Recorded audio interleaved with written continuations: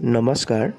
আজি মোৰ এই ভিডিঅ'ত আপোনালোকৰ লগত আলোচনা কৰিবলৈ ওলাইছোঁ আগন্তুক আহিবলগীয়া থাৰ্ড গ্ৰেড, ফ'ৰ্থ গ্ৰেড আৰু অন্যান্য কম্পিটিটিভ এক্সামৰ ওপৰত আহিবলগীয়া অসম ভূগোলৰ কেইটামান গুৰুত্বপূৰ্ণ প্ৰশ্ন। আহকচোন আমি আজি অসম ভূগোলৰ কেইটামান গুৰুত্বপূৰ্ণ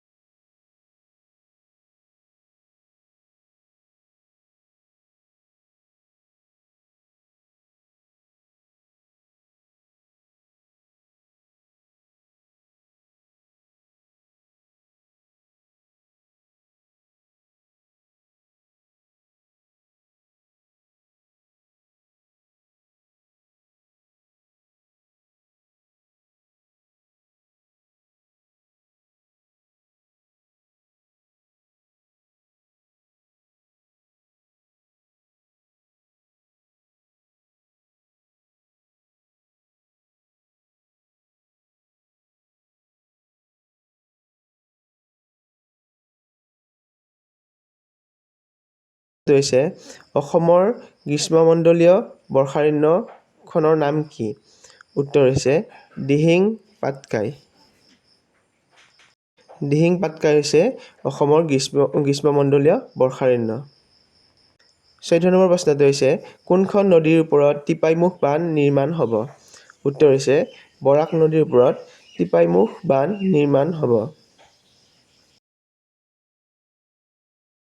15 নম্বৰ প্ৰশ্নটো হৈছে কোনখন নদীয়ে কাৰ্বি মালভূমিক নগা পাহাৰৰ সৈতে পৃথক কৰিছে?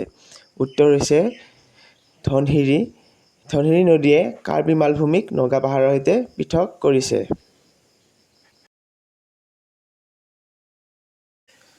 16 নম্বৰ প্ৰশ্নটো হৈছে ব্ৰহ্মপুত্ৰৰ দক্ষিণ পাৰৰ সৰ্ববৃহৎ নৈখনৰ নাম কি?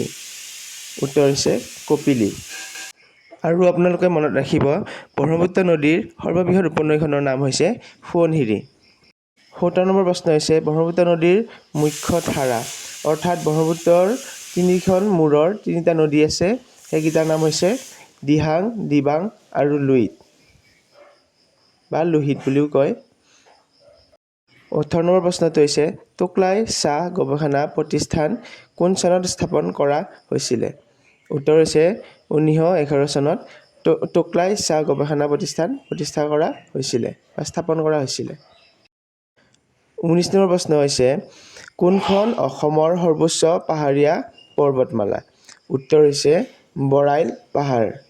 বৰাইল পাহাৰ হৈছে অসমৰ সৰ্বোচ্চ পাহাৰীয়া পৰ্বতমালা। আজিৰ শেষৰ প্ৰশ্নটো হৈছে পানীদিহিং চৰাই অভয়াৰণ্য অসমৰ কোনখন জিলাত অৱস্থিত? উত্তৰ হৈছে পানীদিহিং চৰাই অভয়াৰণ্য অসমৰ শিৱসাগৰ জিলাত অৱস্থিত। আপোনালোকৰ যদি মোৰ ভিডিঅ' চাই ভাল লাগিছে তেনেহ'লে ভিডিঅ'টো লাইক কৰিব, কমেণ্ট কৰিব আৰু শ্বেয়াৰ কৰিব আৰু চেনেলটো ছাবস্ক্ৰাইব কৰিব নতুন নতুন ভিডিঅ' পাবৰ বাবে। ধন্যবাদ।